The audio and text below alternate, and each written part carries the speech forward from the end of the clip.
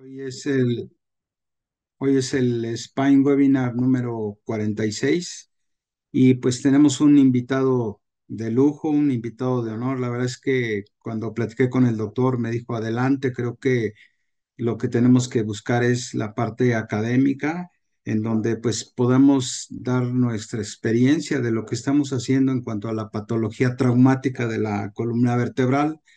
El doctor Jorge Cabrera, como les decía, es un ícono o es un representante tanto a nivel nacional como internacional. Tiene mucho currículum en México y también pues ha dado cursos o pláticas en el extranjero como Bolivia, Colombia, Perú. Este es presidente o champion del comité de AO y también es del board de AO.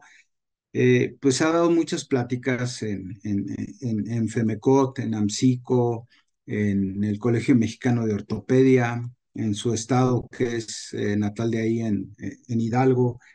Y el doctor con esa sencillez y con esa claridad de poder exponer todos los temas de columna, sobre todo la columna traumática, pues le ha permitido a él hacer publicaciones en el World Journal Neurosurgery y también en lo que es el Spine de Asia, ¿no? Entonces, él tiene una vasta experiencia, trabaja en Magdalena de las Salinas y en el Hospital del Ángeles de la Ciudad de México y en Tulancingo y en Pachuca, Hidalgo. Tiene una cartera muy grande en cuanto a la parte tanto académica como laboral y eso le ha permitido ser un experto en la columna. Actualmente, pues es médico titular y adjunto de la cirugía de columna en el Hospital Magdalena de las Salinas y pues para mí es un placer tenerlo aquí en el Spine Webinar. Doctor, me da gusto saludarlo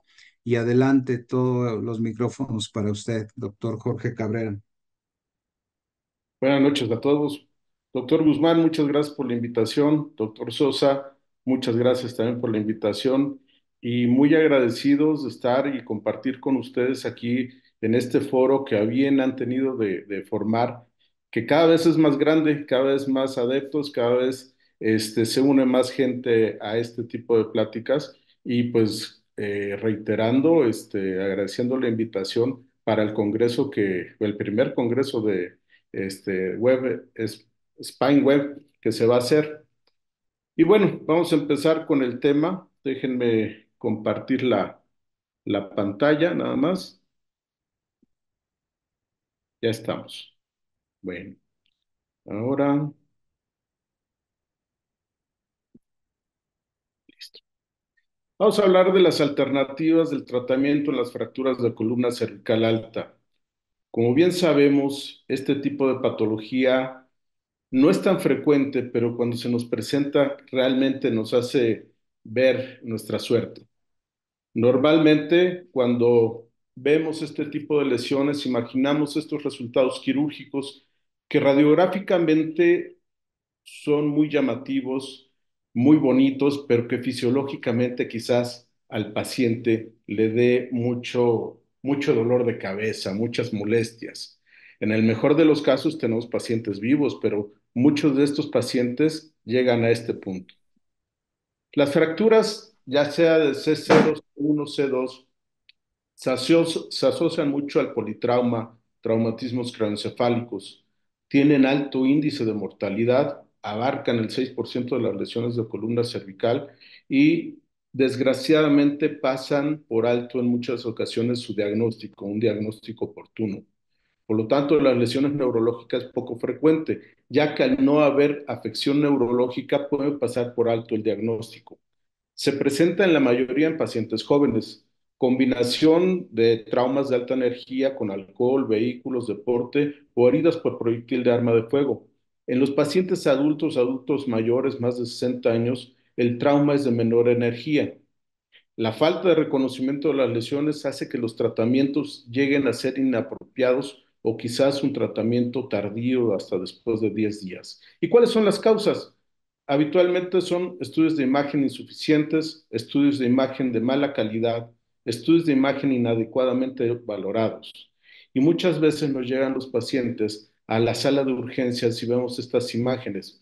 Y bien se dice que el 85 a 90% del diagnóstico se puede hacer con estas imágenes iniciales. Pero si no tenemos la práctica, el conocimiento día a día de ver estas imágenes, pues se nos pasan por alto muchas de las veces. Tenemos que ver lesiones que son francamente desastrosas como para decir hay una lesión y obviamente este tipo de pacientes no pasan más allá de la sala de choque. AO, como bien saben, siempre ha pensado en las clasificaciones y hacerlas cada vez pues más sencillas para que no tengamos mayor problema nosotros. En cuanto a las fracturas del cóndilo o de C0, la región occipital, pues como AO siempre lo ha hecho, ABC. La fractura tipo A, la menos severa, y la fractura tipo C, la más severa. En las fracturas tipo A, una fractura con un trazo estable, sin afección ligamentaria. Las tipo B, afección ligamentaria. Y las tipo C, como lo estamos viendo aquí en la parte más baja, prácticamente una luxación, un desplazamiento en el cual la gran mayoría de los pacientes pues fallecen. En cuanto al anillo de C1, podemos tener fracturas tipo A, donde tenemos arco anterior, unio bilateral o arco anterior y posterior, pero sin afección de los ligamentos. En las tipo B ya está involucrado el ligamento transverso, lo cual hace que tengamos una inestabilidad de este sitio. Y las fracturas tipo C, que son luxaciones, desplazamientos totales, que pues como también en los desplazamientos de los cóndilos llegan a ser mortales. En cuanto a las fracturas de C2, lo que conocemos, la fractura de odontoides, la clasificación que todos sabemos de Alonso, en la cual tenemos la 1, 2 y 3, en la cual la 2 es la quirúrgica. A esta no tiene mayor problema en cuanto a la situación de ligamentos. En las fracturas tipo B ya tenemos una fractura de la parte articular donde podemos tener un desplazamiento y afección de los ligamentos y en las tipo C un desplazamiento total. Como decíamos, las fracturas de los cóndilos son poco frecuentes y muchas veces se encuentran como hallazgos radiológicos en tomografías de cráneo en la cual hay una fractura del occipital que se discurra hasta el cóndilo o se encuentran como hallazgos incidentales. Por eso en muchas ocasiones le llaman fracturas del cóndilo olvidado porque no se da uno cuenta de que existe este tipo de lesión y cuando se llega a dar cuenta es porque el paciente habitualmente o desgraciadamente llega a morir. Nosotros, al ser un hospital escuela, siempre tenemos a la mano las mediciones radiológicas. Sin embargo, con el advenimiento de la tecnología, que actualmente prácticamente una tomografía la encontramos en cualquier hospital, que se puede hacer en menos de 5 minutos, y con las técnicas o las herramientas que tienen los sistemas digitales de imagen, pues estas mediciones quizás ya han ido dejándose de hacer cada vez más. Sin embargo, en esta, por ejemplo, la separación de las masas laterales de C1 nos hace saber que sospechar o saber que tenemos una lesión del ligamento transverso y con esto inestabilidad de C1. Uy, perdón, ya no avanza, déjenme ver qué eso ya. Ya entrando en materia, las fracturas del Atlas, desde 1921 Jefferson nos platicaba sobre una clasificación en las cuales pues ocurre el 2 al 13% de todas las lesiones de la columna cervical. 25% de estas lesiones involucran el complejo atlantoxoideo. La mayoría, como ya lo habíamos dicho, en pacientes jóvenes, accidentes automovilísticos, caídas sobre la cabeza y el 50% se acompaña de otras fracturas de la columna. Estas son fracturas unilaterales, bilaterales, anteriores, posteriores, pero en las cuales tenemos una integridad del ligamento transverso. Levin y Edwards nos hicieron una clasificación un poquito más compleja y esta la puse con la intención de específicamente ver las fracturas tipo D, en las cuales tenemos una fractura con minuta de la masa lateral del atlas, y las tipo E, que fractura bilateral los arcos anterior y posterior, ya sea con involucro o no del ligamento transverso. Aquí vemos algunas imágenes. Esta imagen, por ejemplo, aquí donde señalo, tiene una avulsión del ligamento transverso. Automáticamente es una fractura tipo B, la cual va a tener una inestabilidad y que requiere de un manejo quirúrgico, así como esta también. Hay fracturas que tienen un mayor desplazamiento, en los cuales podemos tener en algunas ocasiones afecciones neurológicas. Y esta tabla la puse porque me llamó mucho la atención que en el 2006 estas eran las opciones de acuerdo a al tipo de lesión. Opción uno, opción 2. Como verán, en las AB, órtesis Filadelfia y en las tipo B también. Pero las tipo C, D y E, que ya habíamos platicado hace ratito, me llamó mucho la atención el Minerva moldeado. Quizás para los médicos jóvenes que están iniciando en la cirugía de columna, pues digan, Minerva moldeado, ¿qué es eso? Y la fijación con halo chaleco, bueno, quizás si la conozcan mejor, pero aquí en las tipo E habla como primera opción fijación occipito cervical y halo chaleco, y como segunda opción el manejo de la fijación interarticular. Si nosotros nos podemos a pensar en una estabilidad de este tipo de lesiones, sabemos que el occipito cervical es una estabilidad muy grande y lo que decía, radiológicamente el resultado es muy bueno. Sin embargo, la biomecánica, la clínica del paciente hace que este tipo de fijaciones cada vez empiecen a tener un desuso. ¿Y a qué viene esto? Hace más de 18 años vi un paciente con una fractura de C2 con un diagnóstico tardío. Empezó a tener compresión neurológica con el arco posterior de C1. El manejo que se ofreció fue una fijación occipito-cervical, la cual se realizó sin problema, y además en el procedimiento se hizo una resección del arco posterior con la intención de quitar esa compresión que tenía. El resultado radiológico muy bueno, sin embargo, el paciente evolucionó a tener dolor, contractura muscular, obviamente limitación del arco de movilidad por la fijación que tenía, y este paciente llegó a tener un espasmo muscular muy doloroso. Llegó a aplicarse Botox con una mejoría parcial. Entonces, el resultado que tenía biomecánico y clínico era muy desalentador. Días después llegó otra paciente operada en otro lugar con la misma situación. Entonces, esto nos hizo pensar que estas fijaciones occipitocervicales, radiológicamente muy buenas, que daban mucha estabilidad, pero que clínicamente y biomecánicamente no eran favorables para el paciente. Entonces, aquí, como dicen, segunda opción, una fijación interarticular o artrodesis transarticular que era como segunda opción, la empezamos a usar como primera opción. ¿Con qué intención? De disminuir la limitación funcional de las articulaciones. Y este es el yeso Minerva. Para los que no lo conocían, como verán, pues es algo bastante agresivo.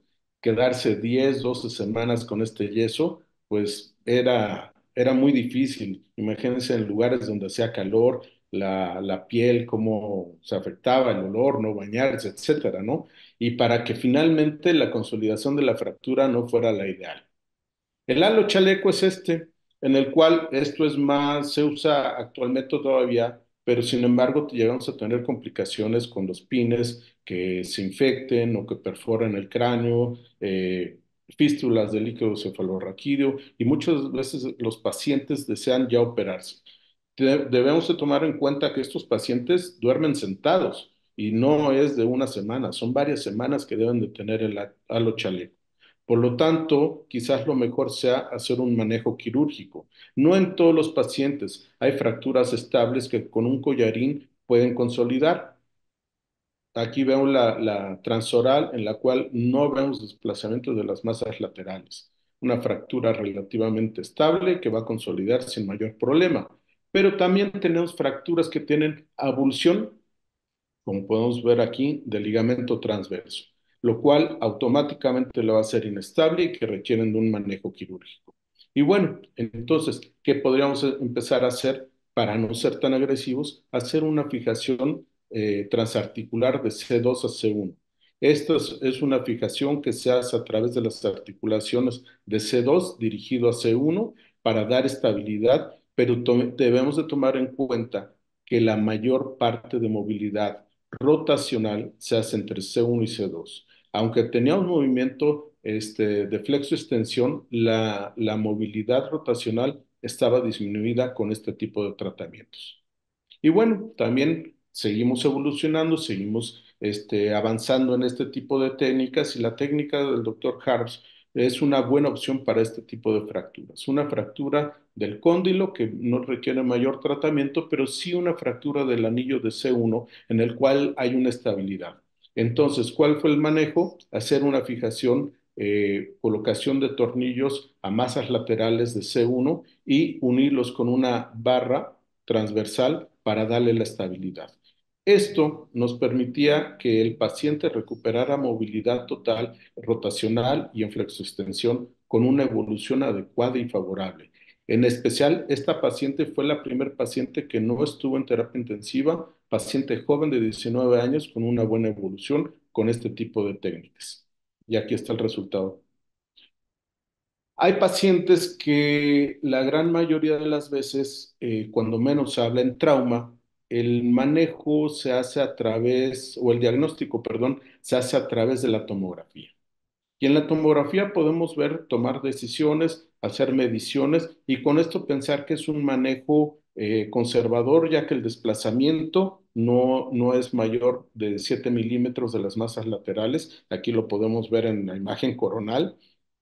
En esta imagen también podemos ver cómo los cóndilos occipitales, el peso de la cabeza, si hubiera una lesión del ligamento transverso, automáticamente nos iba a ir de forma progresiva diastazando el arco anterior de C1. Sin embargo, este paciente, les repito, no se hizo resonancia y esta es las imágenes iniciales y esto a las 7 semanas de evolución. ¿Qué pasó? Que sí tenía una lesión del ligamento transverso y poco a poco se fueron destazando las fracturas. Por lo tanto, fue una lesión inestable que requirió de un manejo quirúrgico. Y este es el manejo quirúrgico que hicimos. Como verán, la planeación quirúrgica fue colocar tornillos a masas laterales de C1, unirlos con esta barra transversa para que no se destazara más y dar estabilidad. Siempre en este tipo de lesiones, en el postoperatorio, tengo la costumbre de hacer una tomografía para ver realmente cómo quedó la fijación. Y al hacer la tomografía, encontramos esto. Teníamos un tornillo interarticular, cuando el otro sí está en masa, está bien colocado, el otro tornillo del lado derecho estaba en la articulación. Y pues obviamente si tenemos dos tornillos y uno falla, pues no estamos haciendo nada. ¿Qué hicimos? Volver a meter al paciente nuevamente a cirugía, recolocar el tornillo de la masa lateral derecha de C1 para poderlo obtener, colocarlo bien adecuadamente y poder hacer la estabilidad de este tipo de fracturas. Por el tiempo de evolución no se pudo hacer una reducción completa de la fractura, pero sí se logró la estabilidad de la fractura. La luxación atlantoaxoidea. Realmente esto en el adulto lo he visto solamente en tipo 1 y tipo 2. No he visto tipo 3 ni 4 y créanme que ya tengo bastante tiempo en el servicio de columna traumática y no hemos llegado a ver este tipo de pacientes. Quizás porque pues mueren en el sitio del accidente. Lo que sí hemos llegado a ver mucho son el síndrome de Grisel, la subluxación atlantoaxoidea en los niños. Esto dado por un proceso infeccioso faríngeo que provoca que una laxitud en los ligamentos y con esto un desplazamiento de la unión de C1 con C2. Aunque el tratamiento está descrito que es una reducción abierta y una artrodesis, nosotros no hemos tenido que llegar a operar ningún paciente pediátrico.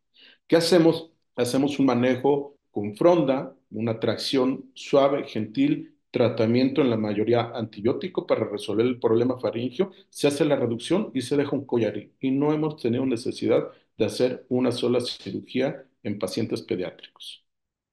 Las fracturas de odontoides. Bueno, pasando ya a este nivel, tenemos una incidencia del 7 al 15%, 8 por año.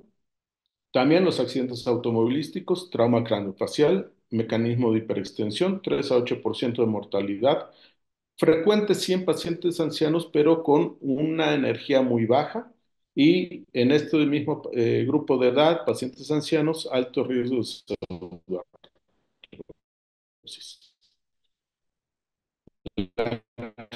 Clasificación con Odaló tipo 1 con un subtipo 2A donde podemos encontrar un tercer fragmento.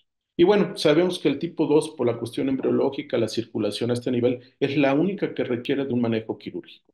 Y para hacer el manejo quirúrgico, bueno, tenemos varias opciones, aunque también tenemos que tomar en cuenta los hallazgos o los riesgos de pseudoartrosis, y sobre todo en pacientes de mayor edad.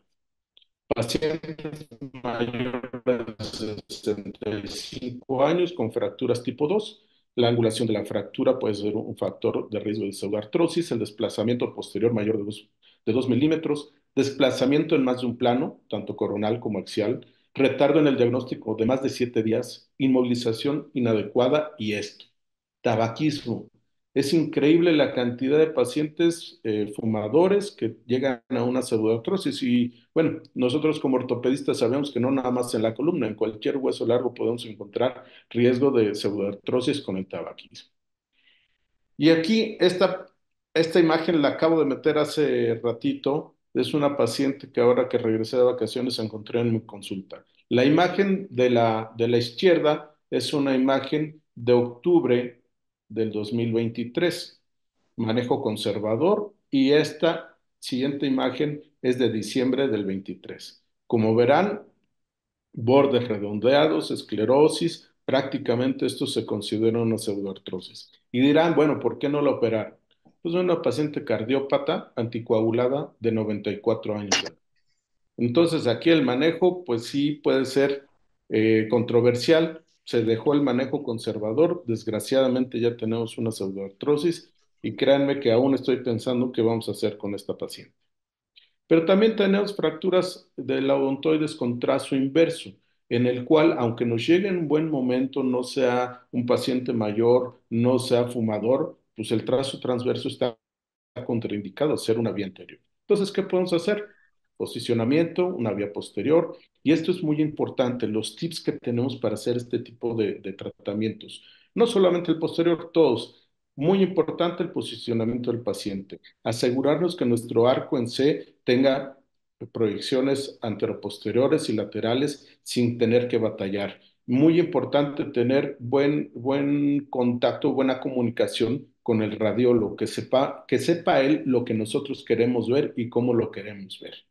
El abordaje posterior siempre es un poquito más complejo que el día anterior, pero el resultado puede ser muy bueno. Aquí, por ejemplo, colocamos tornillos a masas laterales de C1 y tornillos transpediculares a C2 con un resultado adecuado, sí con limitación para la rotación quizás, pero prácticamente el paciente sin dolor con buena evolución. Pero también tenemos este tipo de manejo bienio. Esta es una imagen de un paciente del doctor Gustavo Casas que en ese momento que se tomó esa radiografía tenía 20 años de evolución. Un manejo, pues muy noble para este tipo de fracturas que no deja absolutamente ninguna limitación en el movimiento, que es realmente lo que estamos buscando, ¿no? Pero bueno, ¿qué es lo que se hace? Necesitamos un tornillo que se coloque por vía anterior, que pase el trazo de fractura a la rosca y que tengamos un mecanismo de compresión. Para los que somos ortopedistas, pues es un tornillo que habitualmente podemos poner en una fractura de tobillo en el malleolo medial. Es muy común que lo hagamos, es muy fácil de colocar, pero créanme que traspolado a la columna cervical, a la odontoides, sí, cuesta trabajo, lleva sus riesgos y curva de aprendizaje. ¿Qué debemos de tener? Una planeación preparatoria adecuada. En nuestra tomografía, tomar las mediciones adecuadas, la dirección que va a llevar nuestro tornillo, la longitud de nuestro tornillo con la rosca adecuada, el posicionamiento del paciente. Tenemos que ver que el tórax no sea prominente, que no tenga un cuello corto que nos haga batallar o fracasar en nuestro tratamiento quirúrgico, ya que lo tenemos posicionado, además darle hiperextensión a la columna cervical. Tenemos que tomar en cuenta que nuestro paciente no tenga un proceso degenerativo en columna subaxial, ya que al ponerlo en hiperextensión corremos el riesgo de hacer una afección neurológica tan solo por la posición. Es importante también comentar con nuestro radiólogo para ver las imágenes que nosotros deseamos tener. Podemos poner, como en este caso, una guata en la boca para tener una imagen transoral y tener un resultado adecuado de nuestra visión transoperatoria. Debemos de poner, podemos hacer una pequeña muesca, ya sea con una Kerrison, con nuestra fresa, a modo de colocar el tornillo, perdón, el clavillo inicial de una manera adecuada. Si nosotros llegamos a poner el clavillo guía en el muro anterior de C2, vamos a fracasar, porque al momento que demos compresión, va a haber una pequeña fractura en el muro anterior y se va a desplazar nuestro tornillo. Tenemos que tener imágenes adecuadas, tanto AP y lateral, porque pues es muy importante tener las dos imágenes para tener un buen resultado. Y aquí el resultado quirúrgico, transquirúrgico inmediato. Esta es la paciente, es una colocación de tornillo por vía anterior. Yo como ortopedista siempre el abordaje de columna cervical anterior lo hago del lado izquierdo del paciente, a excepción de las fracturas de odontoides, donde abordo del lado derecho, como estamos viendo aquí, ya que yo al ser de dominancia diestra, agarro mi perforador y coloco el clavillo con mi mano derecha, ya que tengo mayor control, por lo tanto, abordo del lado derecho para tener una dirección de distal a proximal, de anterior a posterior, y tener un mejor control para colocar mi clavillo guía y posteriormente el tornillo. Y aquí esta es la imagen. Desgraciadamente, en esta tomografía no se ve muy bien el cuerpo vertebral, pero este es el resultado y créanme que está ahí adentro. Les voy a presentar este caso clínico, una fractura de odontoides, masculino de 32 años, tabaquismo positivo intenso, 20 cigarrillos al día, sin otros antecedentes, un accidente en motocicleta de 4 semanas de evolución en febrero del 2014. Y se preguntarán, ¿por qué diablos me presenta un caso de hace 10 años? Bueno, ahorita van a ver por qué. El caso fue en Chiapas y fue enviado por monoparesia de miembro torácico derecho, con manejo conservador definitivo, de acuerdo a la nota de referencia, con una fractura de odontoides tipo 2. Y estas son las imágenes que nos mandaron, la tomografía inicial. Esta era la imagen. Obviamente nos llamó la atención, pensamos si nos ponen tratamiento definitivo, pues le tomamos una nueva tomografía pues, para saber qué había pasado. Y a las 4 semanas seguía exactamente igual. En la imagen tomográfica se ve el cabalgamiento de los odontoides. Nunca he visto o he vuelto a ver algo así. En la imagen radiográfica se puede ver las manos del residente dando tracción, sin embargo no se logró ninguna reducción. Entonces, por el tiempo de evolución, que eran 4 semanas, el tabaquismo intenso, dijimos, pues esto va a ser una pseudoartrosis. ¿Qué manejo vamos a hacer? Pues un manejo por vía posterior.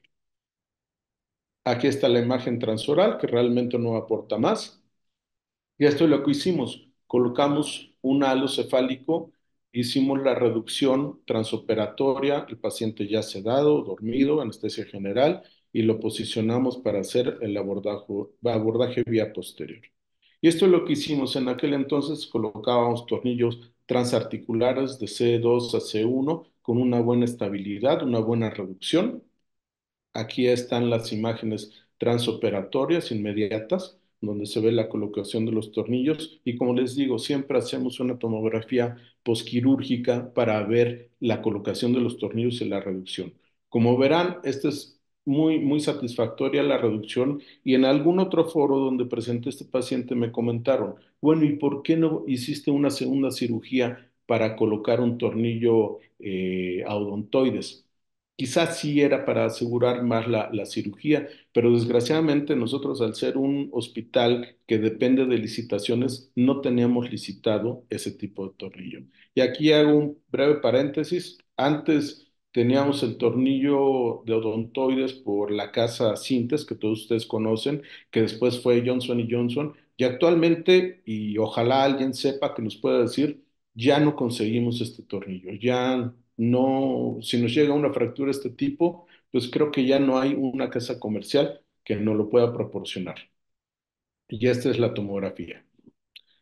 Por último, las fracturas de C2, las fracturas de la pars articular, la listesis traumática de C2, como le quieran llamar, las fracturas del horcado. Bueno, hay cuatro tipos. La tipo uno, un desplazamiento mero de 3 milímetros, sin angulación entre C2 y C3 y que habitualmente el manejo es conservador. La tipo 2, un desplazamiento mayor de 3 milímetros y una angulación entre C2 y C3 menor a 11 grados. La tipo 2A, un desplazamiento de 3 milímetros, mayor de 3 milímetros, con una angulación mayor a 11 grados. Y por último, la luxación o la tipo 3, con una angulación mayor de 11 grados y un desplazamiento entre C1 y C2.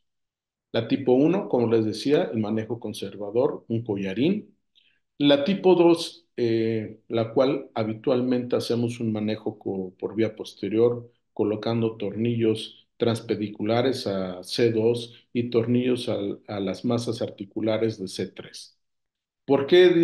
Aquí muchas veces me han preguntado, bueno, ¿por qué si la fractura es C2 nos vamos hasta C3? Porque eventualmente puede tener alguna afección del disco que con esto evitemos la inestabilidad de este nivel.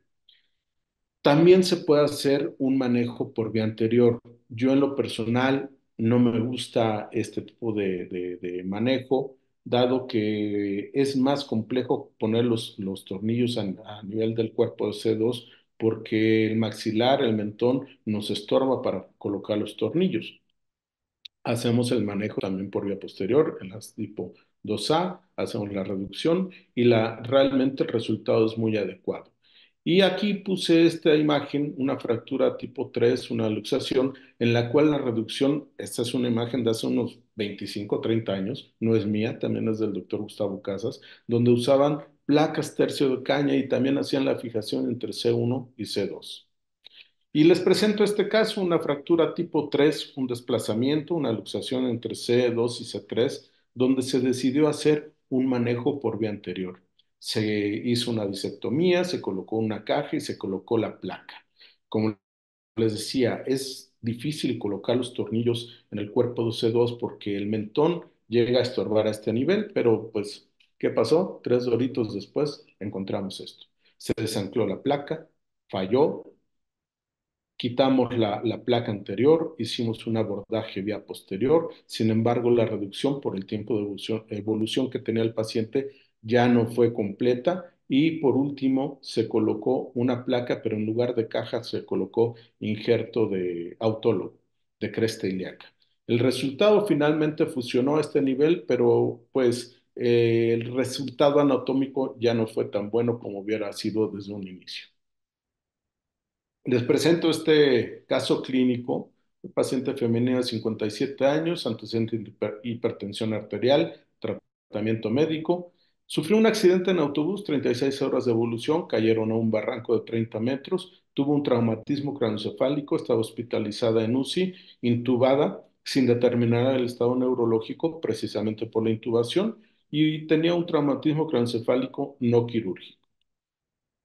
Tuvo fractura de C1, C2 y C3. Aquí vemos la imagen, el corte axial, la fractura de C1 con abulsión del ligamento transverso, lo cual automáticamente la hace inestable y que requiere de un manejo quirúrgico. Tenemos una fractura de C2 en la cual aquí vemos una fractura de Hagman. Si bien no tiene desplazamiento, pues está conminuida y además una fractura coronal de C3. Una de las opciones quirúrgicas que teníamos era hacer una fijación occipito cervical. Sin embargo, esta fue la primer paciente que me animé a colocar tornillos a las masas laterales de C1. Y este es el resultado quirúrgico. Fijación a C1 a masas laterales, tornillos transpediculares en C2, tornillos a masas laterales de C3 y C4. Estos son los cortes axiales de la tomografía. Vemos la reducción adecuada, muy favorable a nivel de C1, es la que estaba más diastazada. La colocación de los tornillos transpediculares en C2, muy cerca de la arteria vertebral. La fijación con tornillos a masas laterales, como a veces decimos, medio pellejudo, y este es en C4. ¿Sí? Este es el resultado de la tomografía bueno, lo consideramos así un buen resultado y sobre todo que la evolución de la paciente fue muy favorable. ¿Qué quería hacer a este nivel? Bueno, pues una vez que llegara a consolidar las fracturas, lo comentamos con la paciente, era retirar los implantes para recuperar más movilidad. Sin embargo, la paciente dijo, no, yo así me quedo, me siento bien así, no quiero más cirugías. Y el resultado biomecánico fue aceptable. Y esta es la reducción en el corte axial, como verán, adecuadamente sin tener invasión al conducto.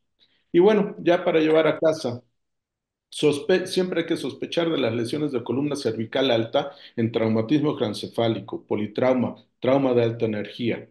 Realizar el diagnóstico, tratamiento oportuno y adecuado. Recordar, esto es muy importante, las articulaciones fueron diseñarse para moverse. Si nosotros fusionamos una articulación o en el peor de los casos varias articulaciones, vamos a pagar un alto precio y nuestros pacientes no van a estar muy a gusto, que digamos. Las secuelas de nuestros tratamientos pueden ser incapacitantes y en este caso, menos puede ser más. Ver estas imágenes o ver estas imágenes. Muchas gracias.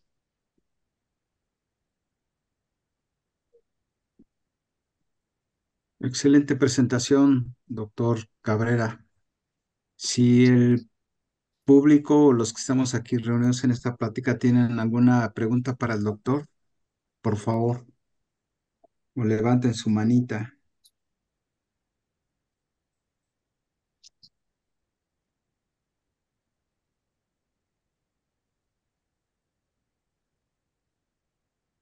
Bueno, quisiera comentar, doctor Guzmán, que pues este resultado ha sido a lo largo de varios años, porque no son fracturas muy comunes que lleguen a diario, pero que actualmente cuando llegan, pues ya tenemos un protocolo de cómo vamos a manejarlas.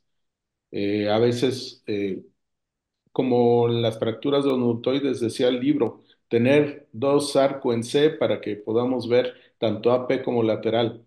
Sabemos que a veces en México y sobre todo a veces en la institución, con que tengamos un arco en C, ya lo hicimos. Entonces, tener muy buena comunicación con el radiólogo para que nos tome las imágenes que queremos, que sea hábil para poder poner el intensificador en AP en lateral, son tips que tenemos que ir puliendo poco a poco. Y bueno, actualmente ya los riesgos que pues conocemos, la arteria vertebral y todo, pues son riesgos que tenemos que ir planeando, prevenir con oftalmología sobre todo, para saber cómo lo vamos a resolver. Doctor, le hacen una pregunta de los que están en la plataforma. Eh, Me dice el doctor Verde que excelente plática y que en los casos que usted ha requerido la estabilización con los sistemas de fijación, generalmente utiliza injerto para tener más fusión o eso le va a permitir tener esa rigidez de la región atlantoaxoidea. ¿Qué es lo que hace usted después de esa fijación? Si utiliza o no el injerto óseo. Bueno, básicamente la intención de no hacer fijación occipito-cervical es conservar la movilidad. Entonces, como lo dije en la última paciente, la idea es que una vez consolidada la fractura, retirar los implantes. Le soy muy honesto, no ha habido paciente que se anime a retirarse los implantes porque no quieren someterse a otra cirugía. Sin embargo, la idea es esa. Si tenemos una fijación de varios niveles, retirar el implante para recuperar movilidad.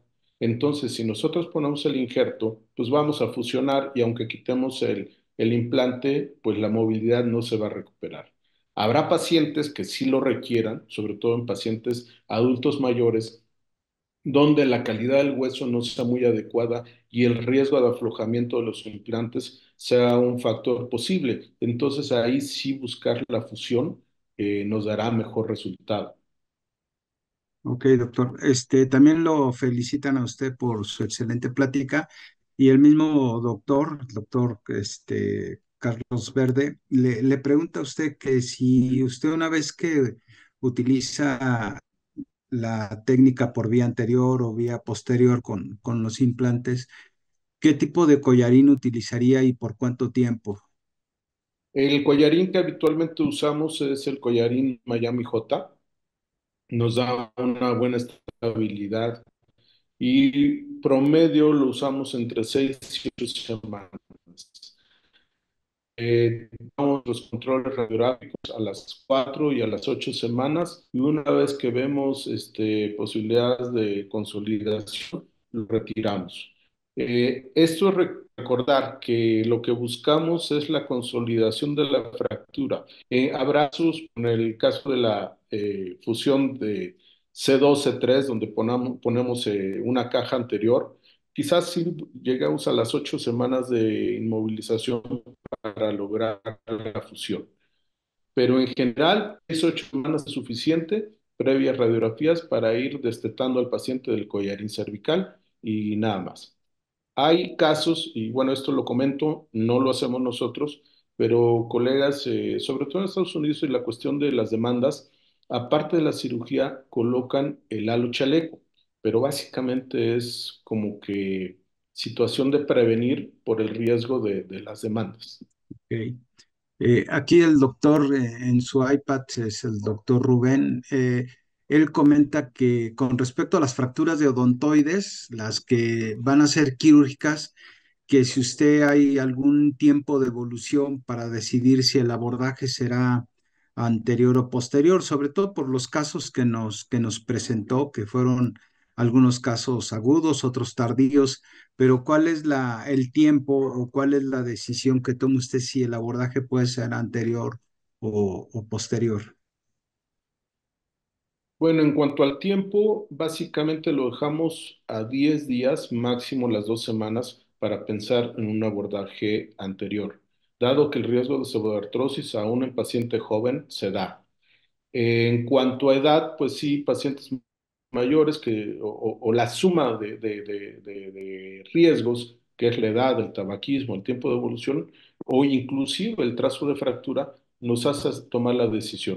Pero específicamente por tiempo de evolución, pensando que es un paciente joven, no fumador, máximo 2 semanas. Porque el riesgo de pseudoartrosis pues es real, de hecho es la indicación para el manejo quirúrgico. Perfecto. ¿Algún otro comentario para el doctor? Aprovechen que ahorita el doctor pues tiene mucha experiencia en el manejo de estos casos y, y ahí el doctor Rubén le dice, gracias, maestro. Dice, felicidades, doctor Cabrera, excelente sesión y excelentes cirujanos. Gracias por compartir su experiencia y la información. Atentamente el doctor Juan Salvatierra.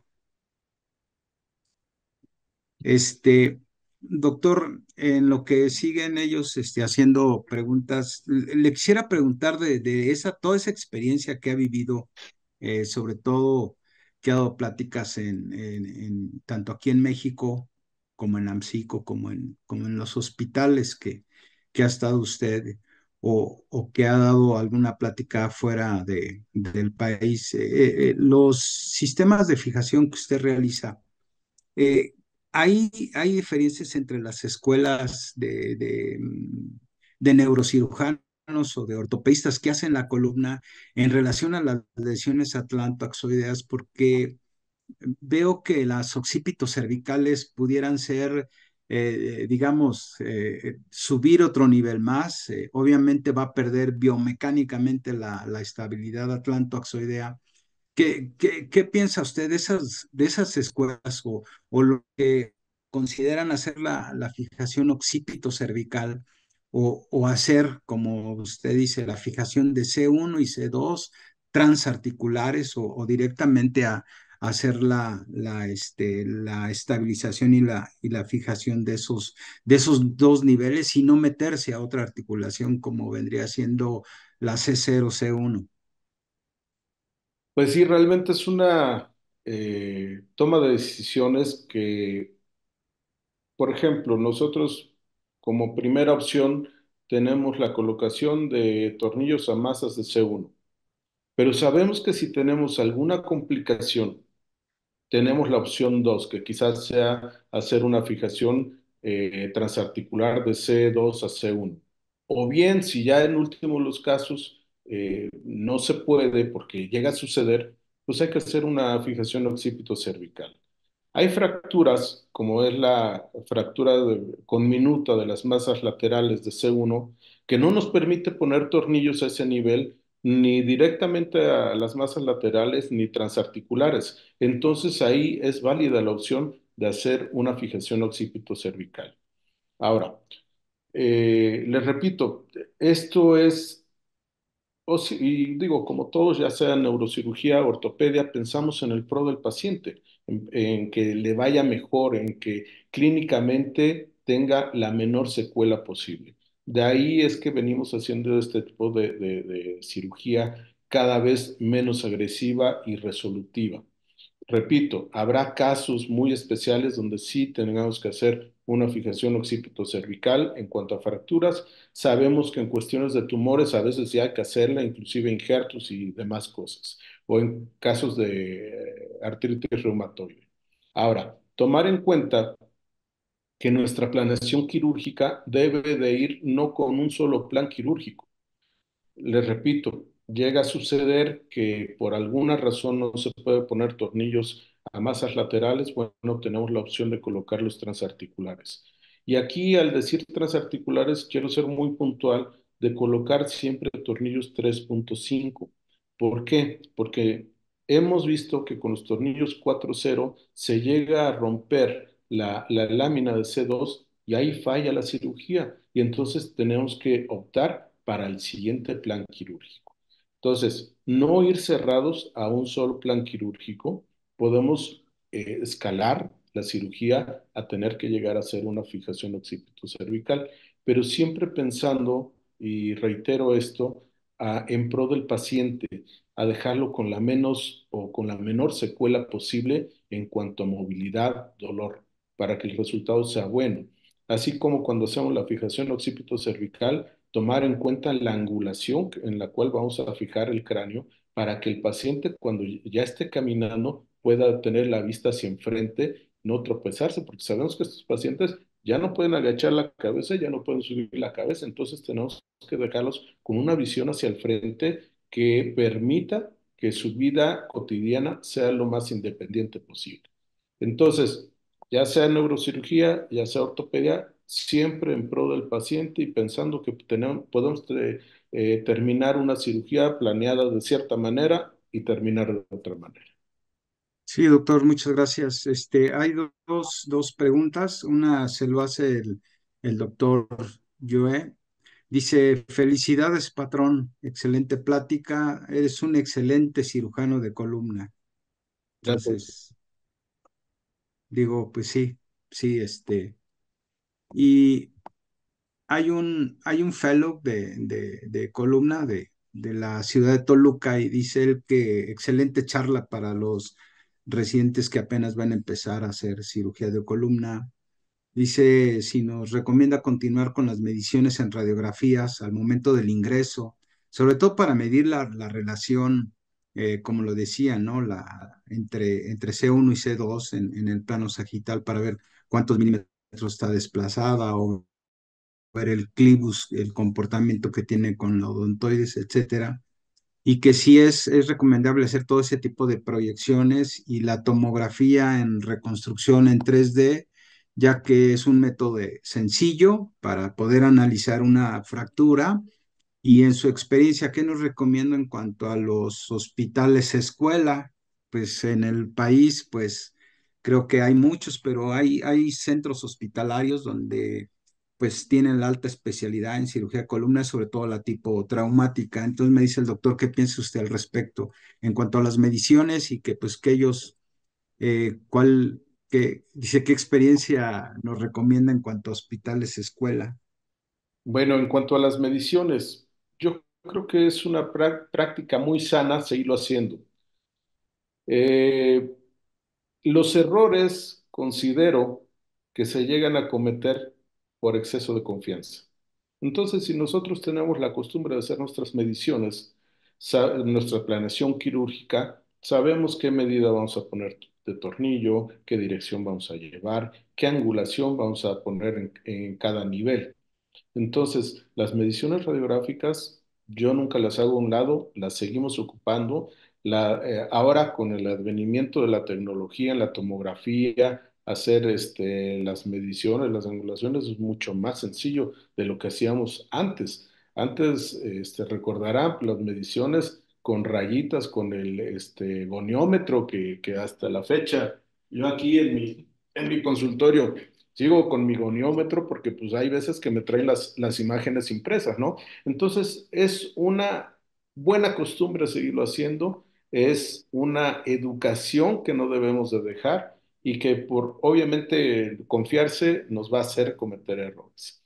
En cuanto a las sedes, hay muchas sedes actualmente, no solamente en la Ciudad de México, está Monterrey, está Guadalajara, en la Ciudad de México está La Villa, el Instituto Nacional de Rehabilitación, Lomas Verdes, ICEMIM, Magdalena de las Salinas. Ahora, ¿qué es lo que buscamos? Yo puedo hablar de mi sede y Magdalena de las Salinas, por ejemplo, tenemos un área muy importante de ortopedia donde se opera muchísimo.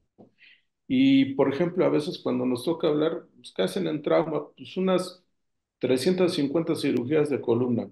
Y nos dicen, eso es muy poco, pero estamos hablando de pura fractura. Y ya entonces nos dicen, bueno, eso sí es mucho. Entonces, yo creo que es un equilibrio adecuado entre traumatología y ortopedia. ¿Qué faltaría por complementar? Quizás más cirugía mínimo invasiva, quizás tumores, pero en fin, yo creo que es una sede muy completa.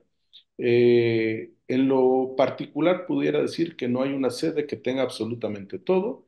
Las rotaciones son válidas, son buenas. Actualmente hay muchas sedes donde ya es de 2 años la rotación y quizás porque les falta X o Y, pero bueno, son cosas que se dan, ¿no?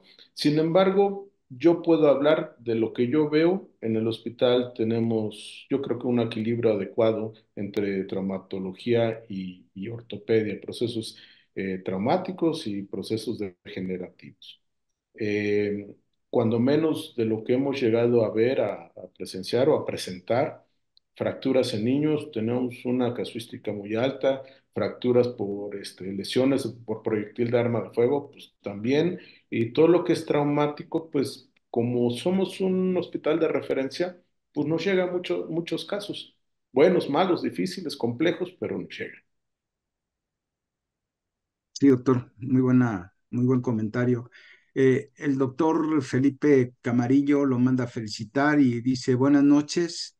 Si ustedes realizan monitoreo electrofisiológico, sobre todo en pacientes con procesos degenerativos que requieren extensión del cuello. Bueno, lamentablemente institucional no tenemos. Sin embargo, de forma particular, pues sí lo hacemos por seguridad y yo creo que la tendencia es esa, tener monitoreos para tener una seguridad pues de nuestros pacientes y cada vez ofrecerles resultados mejores. Perfecto. ¿Alguna otra pregunta más para el doctor? Aprovechen ahorita que el doctor hoy lo agarramos en día festivo y pues la oportunidad que nos dio para esta charla.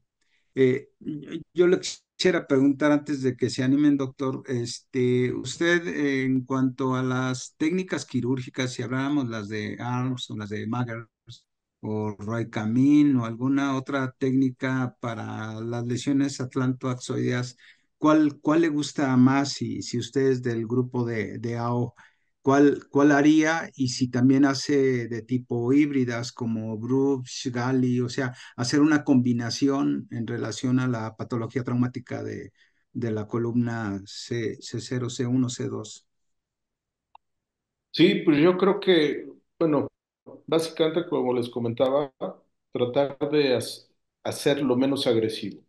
La técnica de Harms, los tornillos a las masas laterales de C1 se nos hace una muy buena opción con un buen resultado. Una vez consolidado la fractura, prácticamente la movilidad es normal, sin dolor, tiene muy buena evolución. Habrá casos en los cuales, como sabemos, tomamos lo mejor de cada técnica.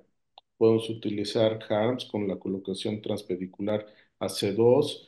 Eh, en este tipo de lesiones traumáticas no he tenido la necesidad del calibrux de poner el injerto o el alambrado, que lo vimos, inclusive me tocó quitar algunos alambrados de pacientes operados hace muchos años. Y las transarticulares, bueno, pues aunque en esos casos, aunque quitemos el tornillo, pues sabemos que al momento de tocar la articulación, perforarla, vamos a provocar una artrodesis a ese nivel. Sin embargo, son técnicas que nos ayudan. Entonces, la combinación de todas estas técnicas, sacando lo mejor de cada una, yo creo que es lo que nos da buen resultado. Si lo traspolamos a cualquier nivel de la columna, pues sucede lo mismo, ¿no? Poder sacar lo mejor de cada técnica, injertos transpediculares, en fin, etcétera, ir sacándole jugo a cada técnica y nos va a llevar a un mejor resultado. Sí, excelente, excelente respuesta. ¿Alguien del público? Doctor Antonio Pues, Sosa Nájera. sí, sí, sí, aquí estamos.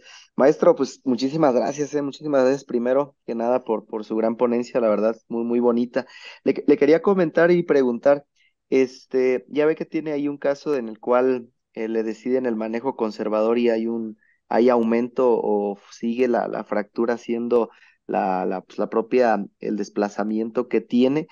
Ahí, maestro Cabrera, ¿cuándo como ustedes como escuela y usted mismo deciden hacerle resonancia al paciente? Bueno, casi todas las clasificaciones de AO traumáticas están basadas en tomografía.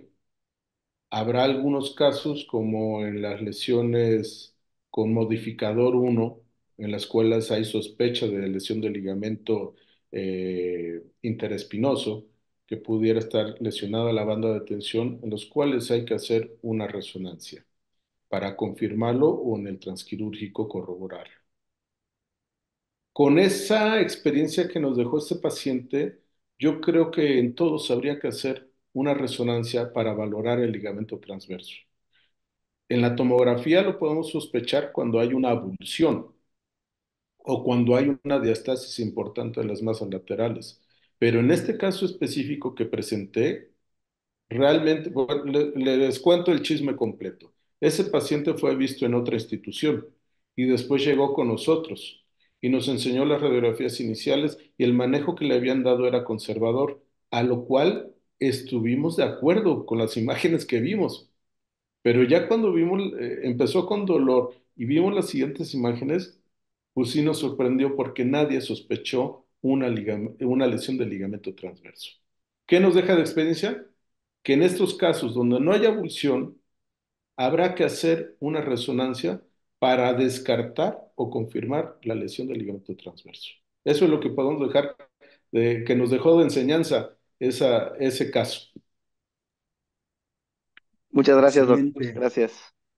excelente pregunta, excelente respuesta. Dice el doctor Yader Venegas, dice, muy buenas noches, doctor. ¿Cuál es su experiencia en el manejo de la pseudoartrosis o la no unión de las fracturas de odontoides tipo 3 manejada con tornillo? Creo que puede ser la tipo 2, la tipo 3 en relación a la estabilización. O en el caso que usted presentó, que me pareció muy interesante, después de varios años, pues ahí el paciente pues trae una pseudoartrosis del diente, ¿no? De la odontoides.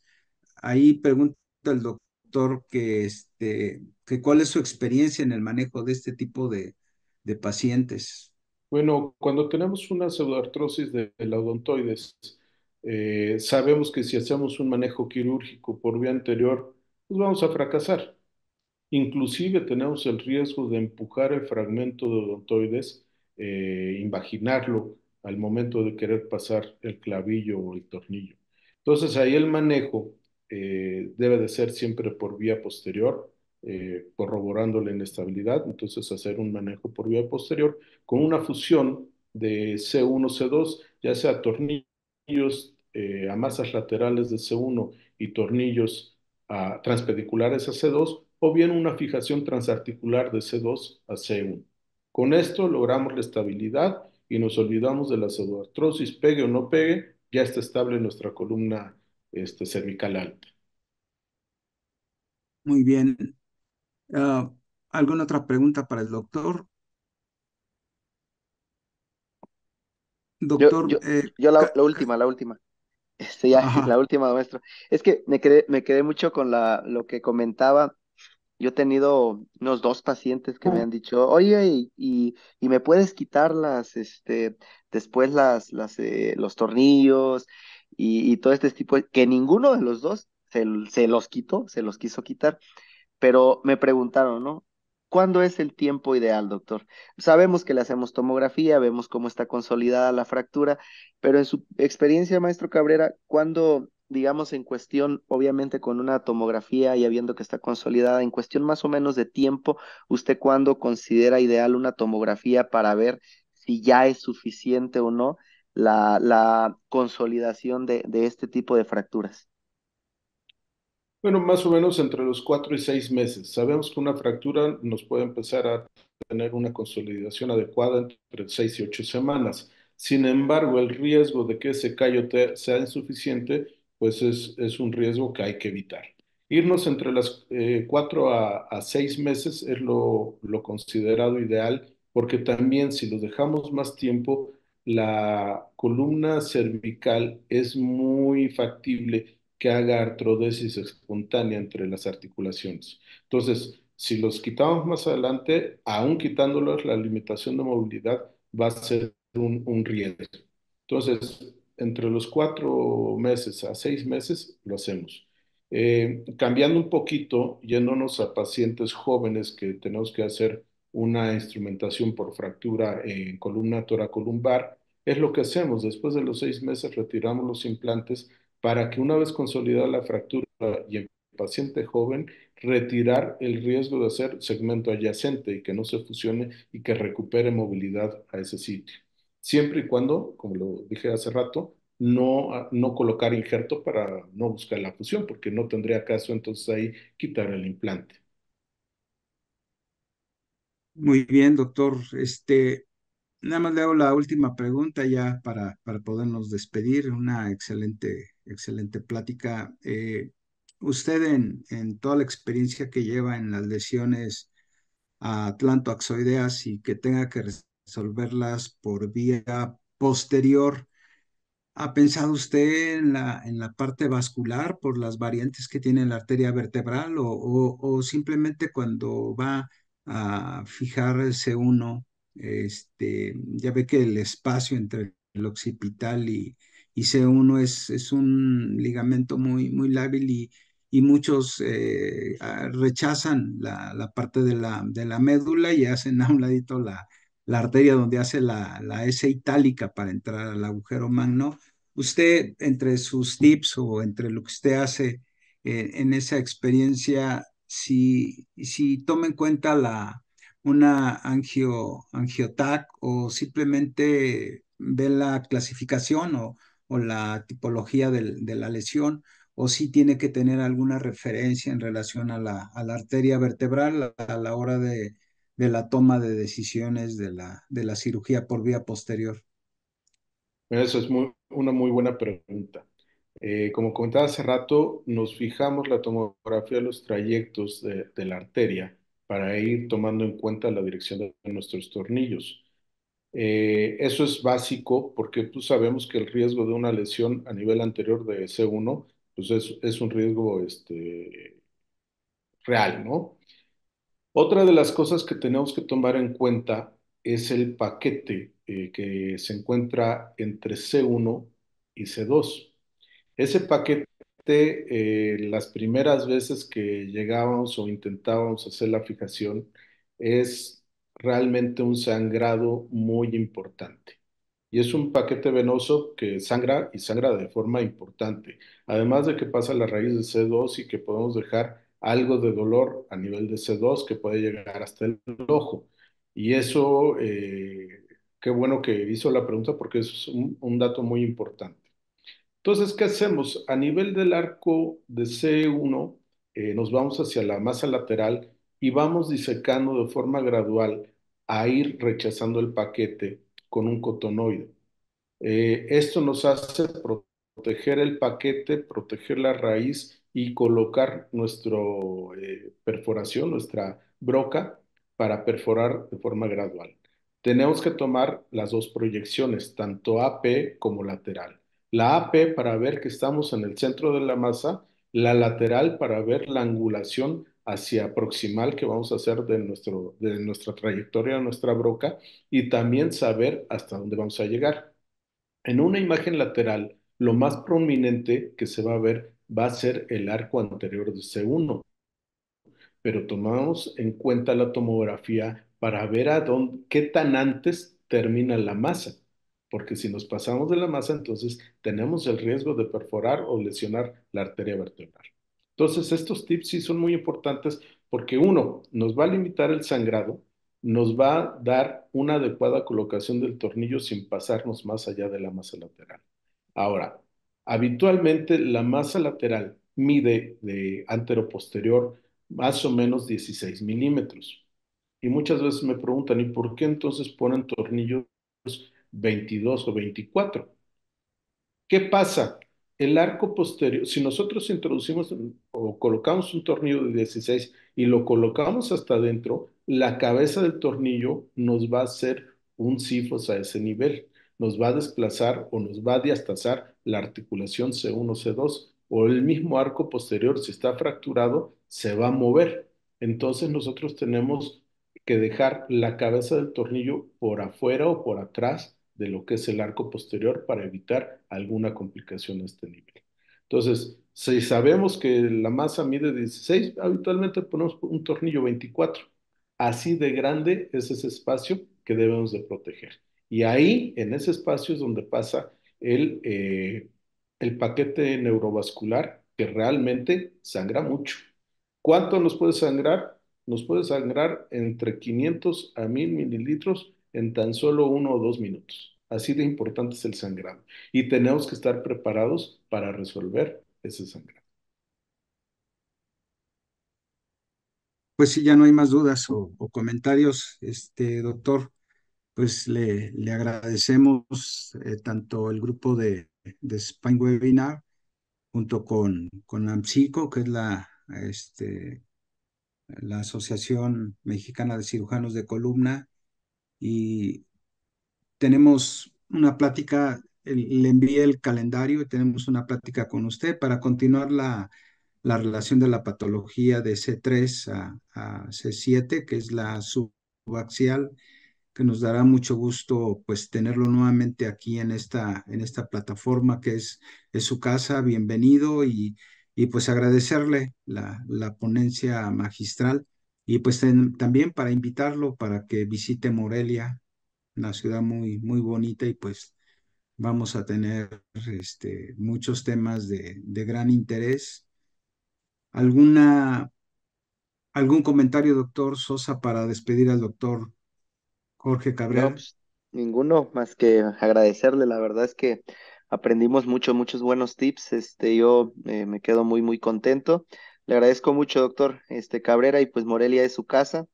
Además de muy buenas pláticas, pues también hay muy buen mezcal que ojalá y le gustara. Si le guste, si le llega a gustar, pues acá lo vamos a esperar con un buen mezcalito. Y pues a todos Muchas los demás gracias. invitarlos. Maestro, acá estamos. Muchas gracias. Agradecerles tanto al doctor Guzmán, al doctor Sosa y a todos los que se conectaron, las preguntas y todo. Realmente me siento muy a gusto, muy a gusto por estar aquí con ustedes compartiendo. Y que bueno, vamos a seguir en línea estas charlas. Muchas gracias. Pues no nos despedimos, nos vemos la próxima semana nuevamente a las 8 de la noche y pues agradecerles a todos los que estuvieron y hicieron posible hacer todos sus comentarios en este tema tan importante de la columna traumática. No me despido sin antes agradecerles a todos ustedes. Doctor Jorge Cabrera, muy buenas noches. Doctor Antonio Sosa, buenas noches. Nos vemos la próxima semana. Gracias, buenas noches. Gracias a todos. Buenas noches. Gracias, buenas noches.